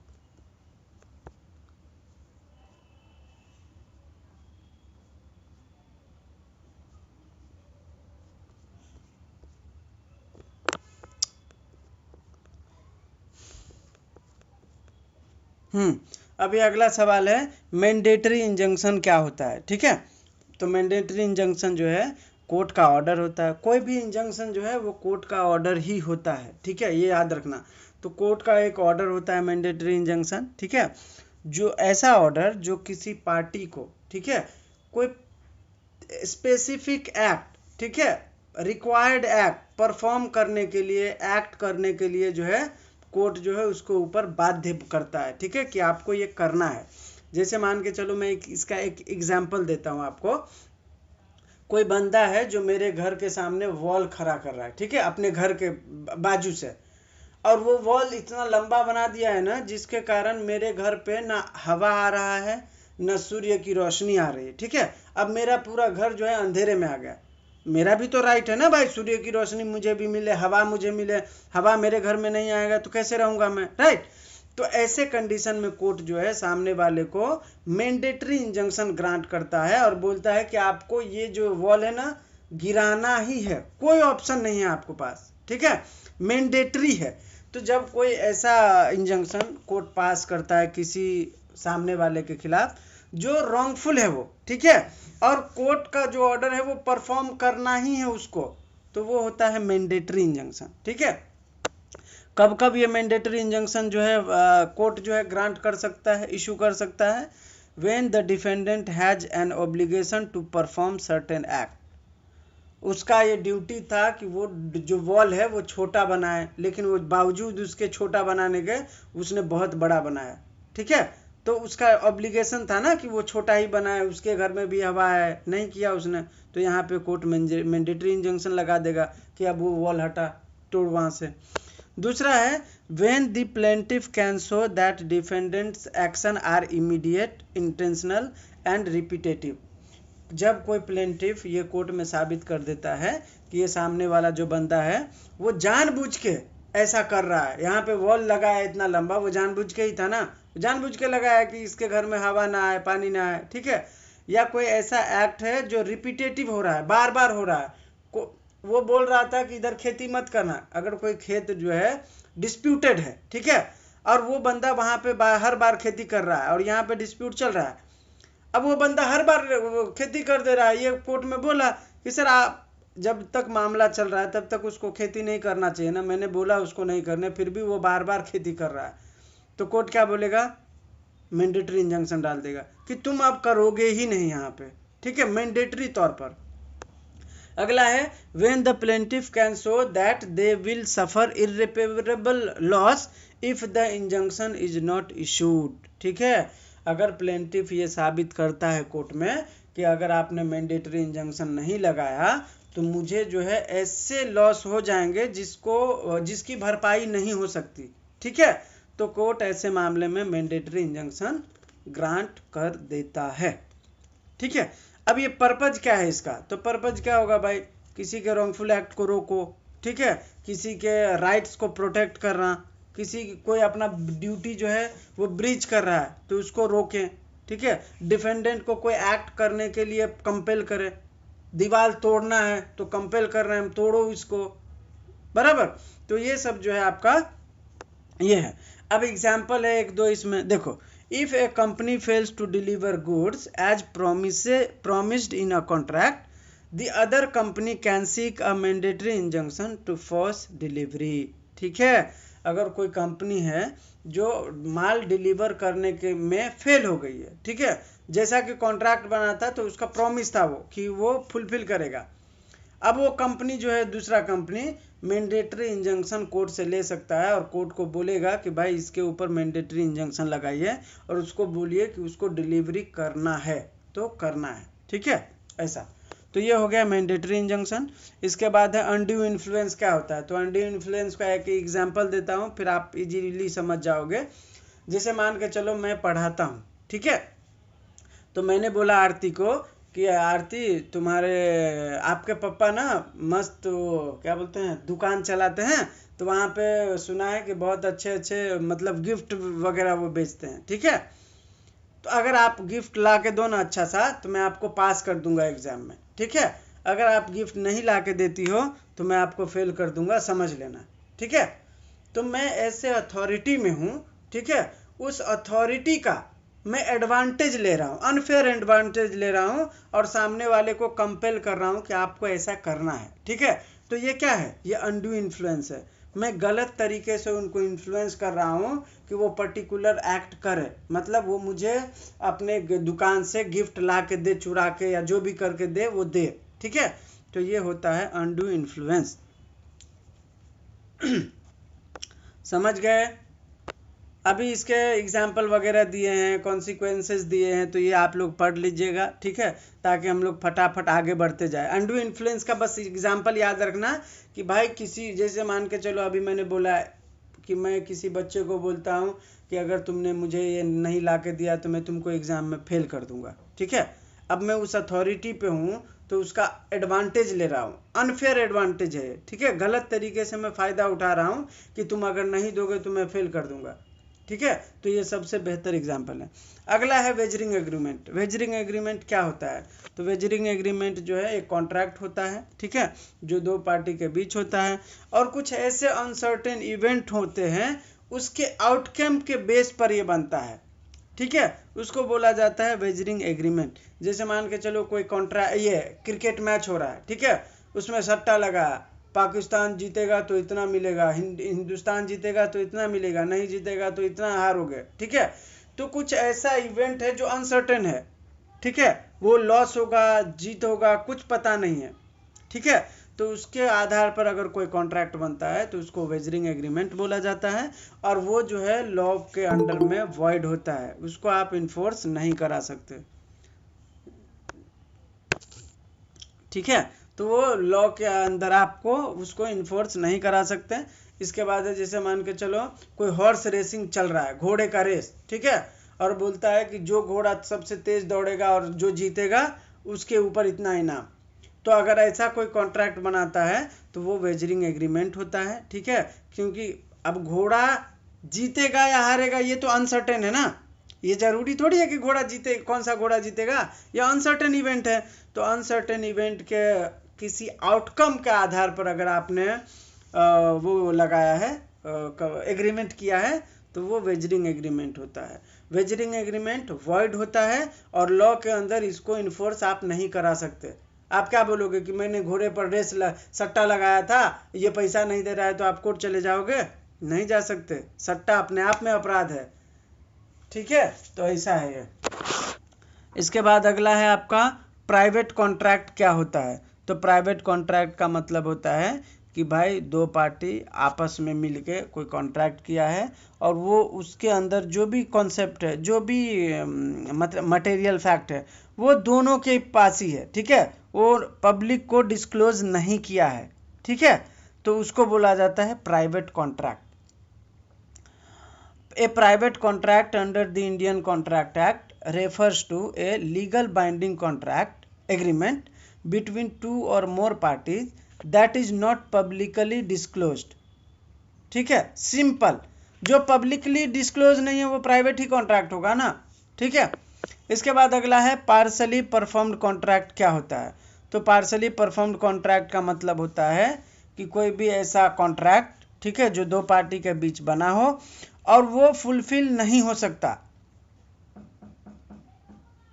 ठीक है, मतलब उसका कुछ पार्ट फुलफिल हो सकता है लेकिन पूरा पार्ट फुलफिल नहीं होता, ठीक है, तो उसको बोला जाता है पार्सली परफॉर्म्ड कॉन्ट्रैक्ट। नाम में ही रखा है, अगर फुल्ली परफॉर्म हो जाए तो फुल्ली परफॉर्म कॉन्ट्रैक्ट हो गया, अगर उसमें कुछ ही पार्ट आपने फुलफिल किया, ठीक है, और पूरा पार्ट आपने फुलफिल नहीं किया, तो वो हो गया पार्सली परफॉर्म कॉन्ट्रैक्ट।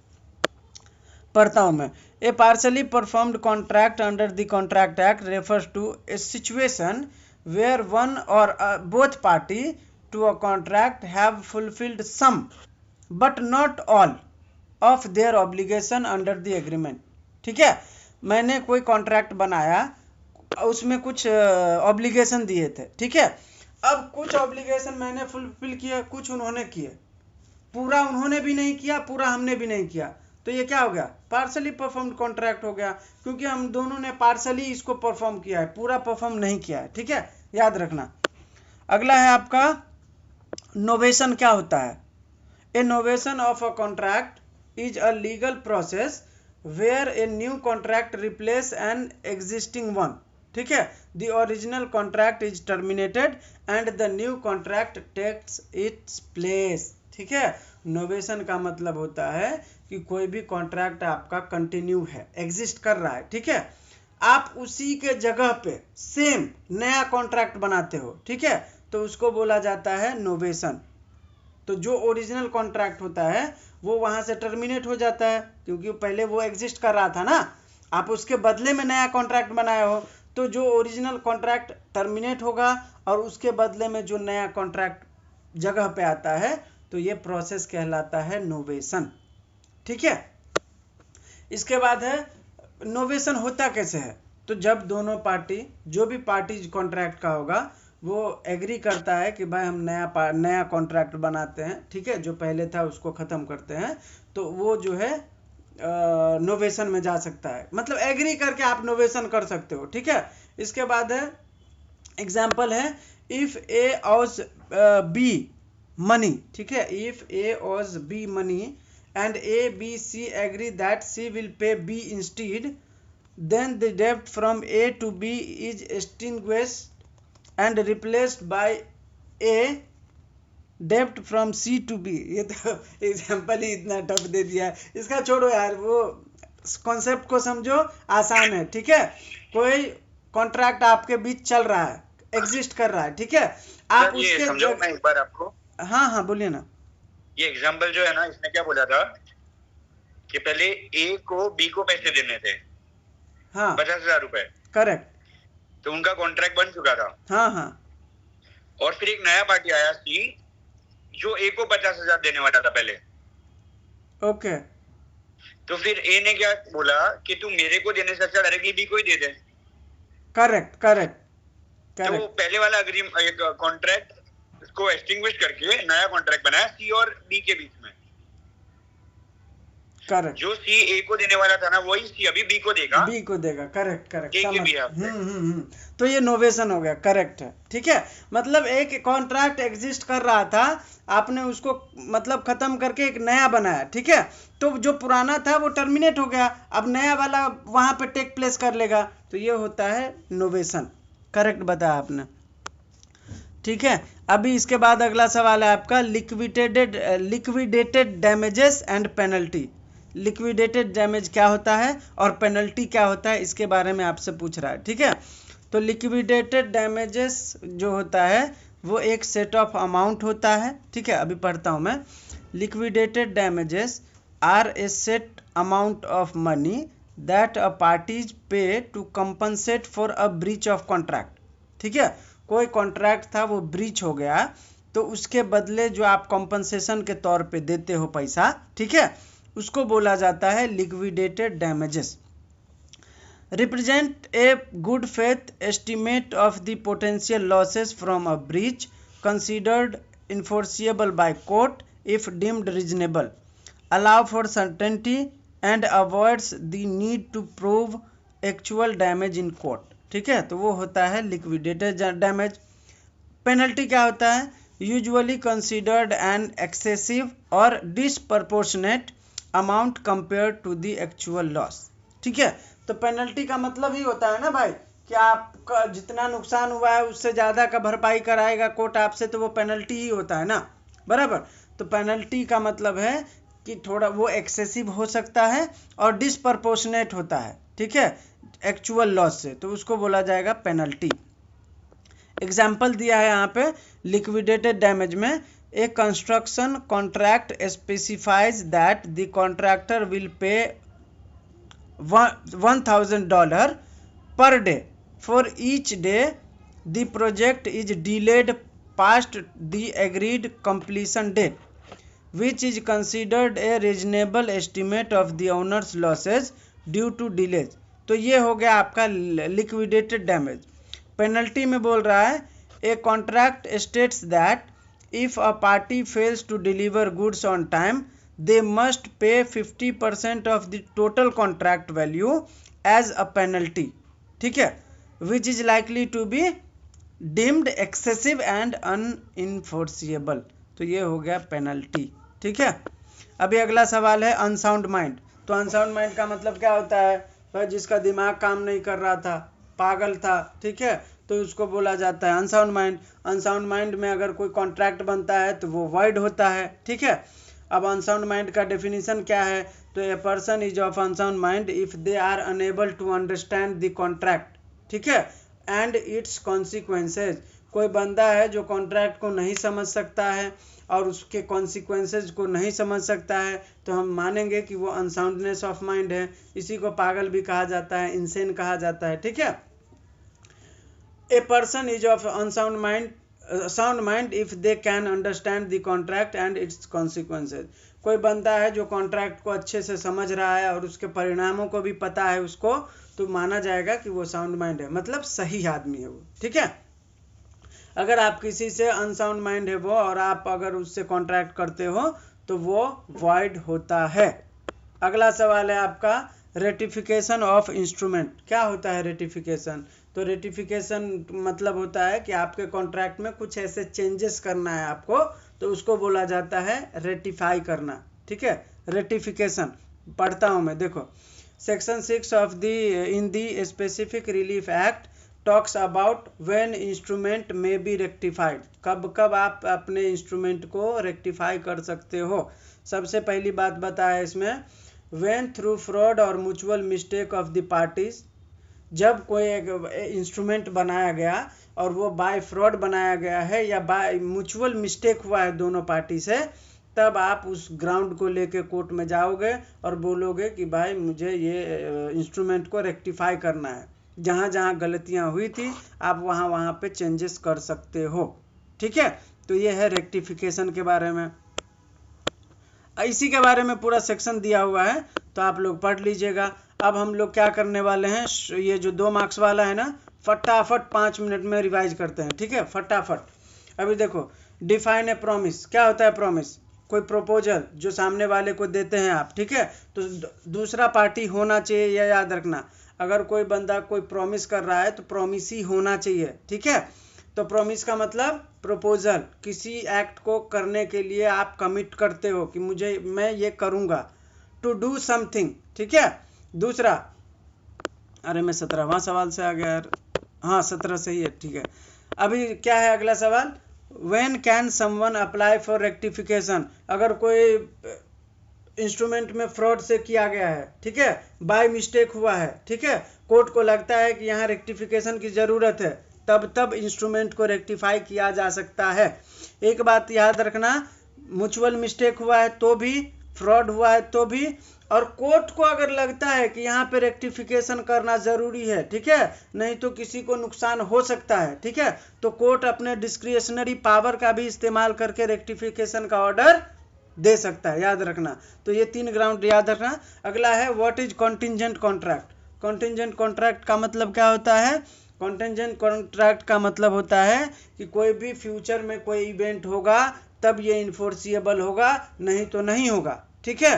तो उसको बोला जाता है कंटिंजेंट कॉन्ट्रैक्ट। जैसे मान के चलो आरती एग्जाम में, अगर ये इस एग्जाम में लॉ के फर्स्ट सेमेस्टर के एग्जाम में 80% लाएगी तो मैं इनको स्कूटी दूंगा, ठीक है। ये क्या है? कॉन्टिंजेंट कॉन्ट्रैक्ट है। अब वो फ्यूचर में 80% लाएगी तो मैं दूंगा, नहीं लाएगी तो कॉन्ट्रैक्ट खत्म। जब वो लाई ही नहीं तो मैं कैसे दूंगा, ठीक है। तो कोई स्पेसिफिक फ्यूचर इवेंट पर कोई एक्ट होगा तो वो कॉन्ट्रैक्ट इन्फोर्सिएबल होगा, नहीं तो नहीं होगा, तो वो होता है कॉन्टिंजेंट कॉन्ट्रैक्ट, ठीक है।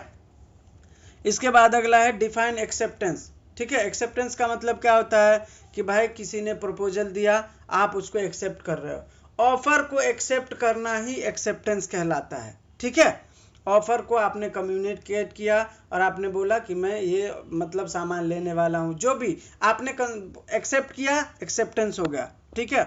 अगला है when does silent amount to fraud. कब आपका साइलेंस, आपकी चुप्पी कब फ्रॉड मानी जाएगी। Silence can be considered fraud when a person has a legal duty to disclose information.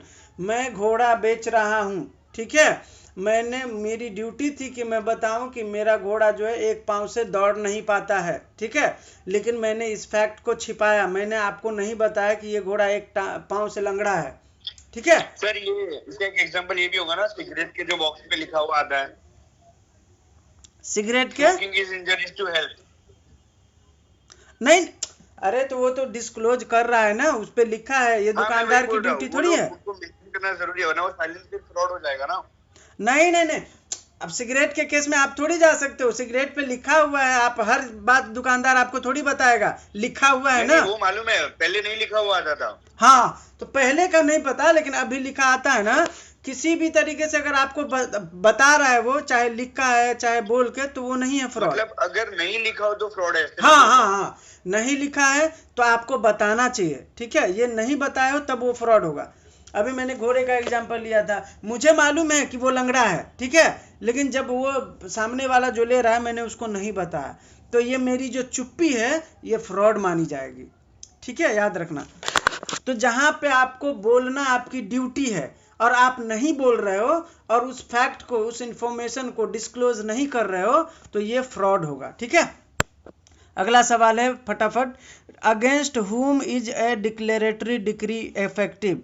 किसके खिलाफ जो है डिक्लेरेटरी डिक्री पास किया जाता है, इफेक्ट में होता है? A declaratory decree is effective against the parties to the suit, people claiming through the parties and people for whom a party is a trustee, it's not effective against strangers, ठीक है। तो जो party रहेगा उसी के ऊपर जो है डिक्लेरेटरी डिक्री जो है इफेक्टिव होता है, ठीक है। किसी अनजाने के ऊपर कैसे आप डिक्लेरेटरी डिक्री इन्फोर्स करा सकते हो? तो पार्टी टू द सूट सबसे इजी आंसर है, पार्टीज टू द सूट जो है उसके अगेंस्ट जो है डिक्लेरेटरी डिक्री इफेक्टिव होता है। अगला है, when can a court order rescission of a contract? कब?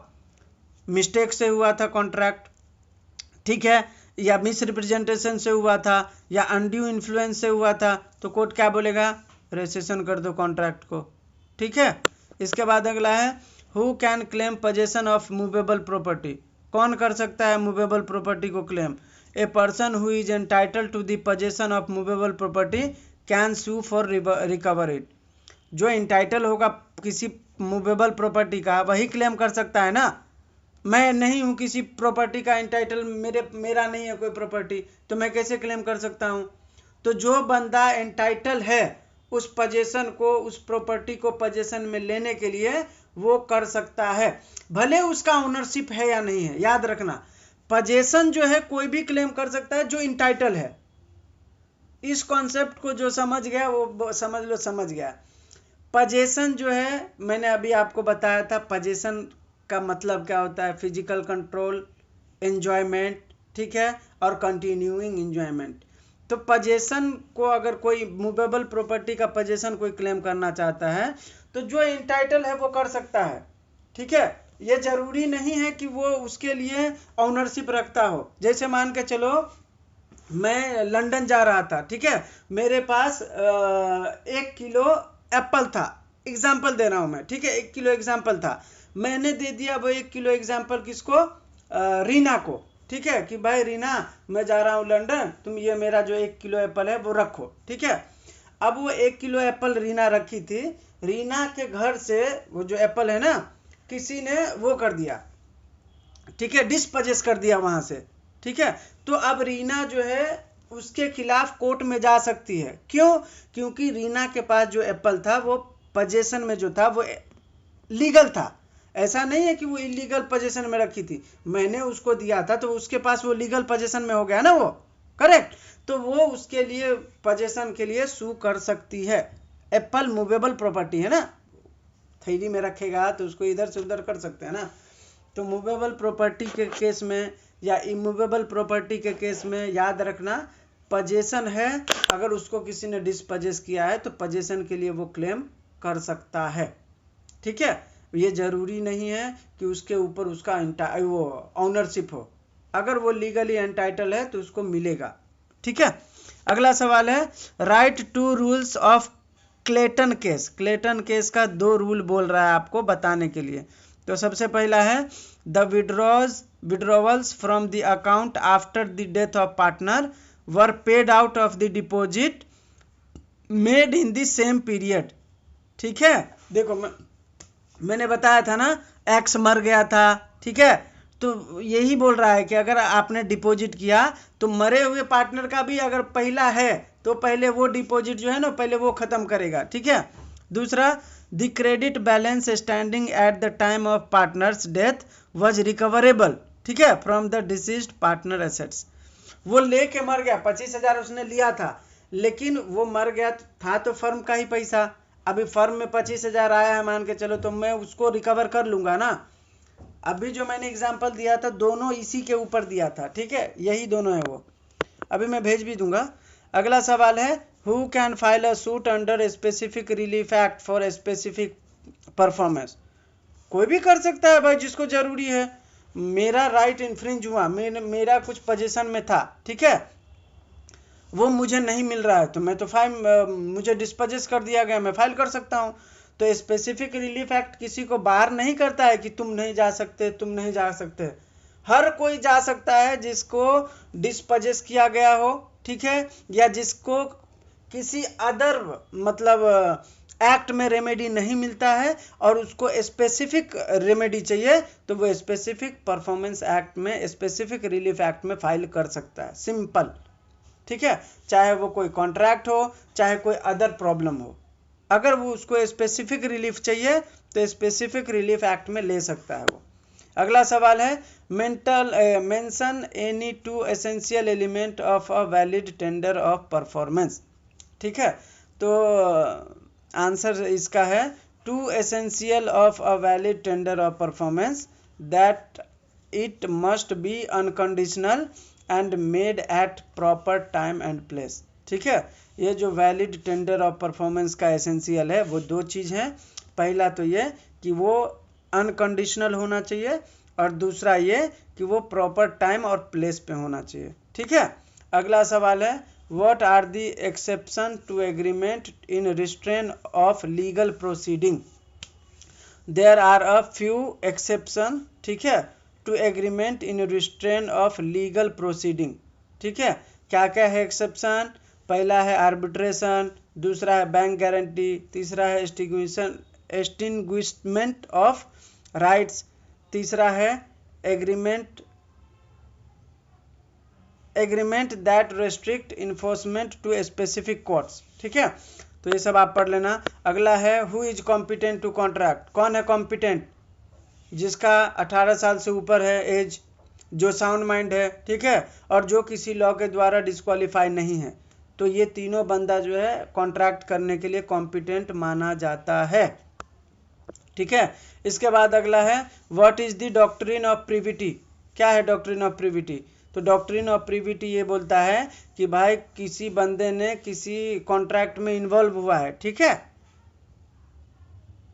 तो वही पार्टी जो है जो कॉन्ट्रैक्ट में है वही उस टर्म्स और कंडीशन को फुलफिल करा सकता है, इन्फोर्स करा सकता है। कोई तीसरा पार्टी आके ये नहीं बोल सकता है कि मैं ये इस कॉन्ट्रैक्ट को फुलफिल करा देता हूँ, नहीं, किसी तीसरे पार्टी को कोई हक नहीं है।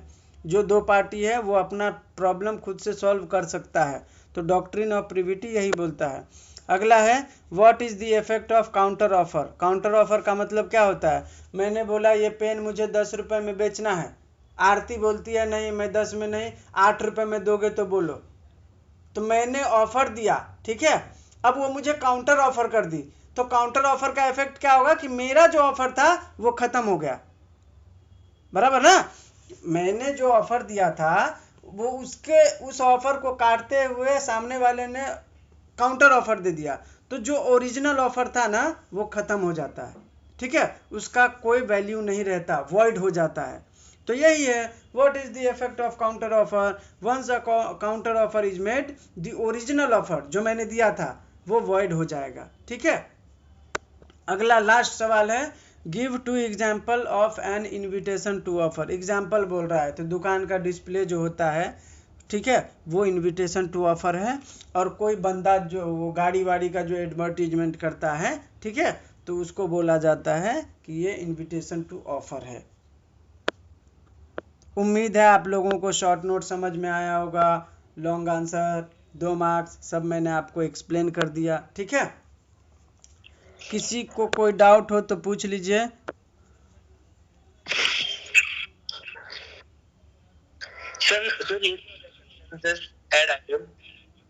क्या हुआ? Consensus add item. एक सेकेंड, हाँ, ये अरे मैंने ये सवाल देखा ही नहीं था, एक सेकेंड, हाँ। सब मीटिंग ऑफ माइंड है। अच्छा, meeting of mind. Yes, yes.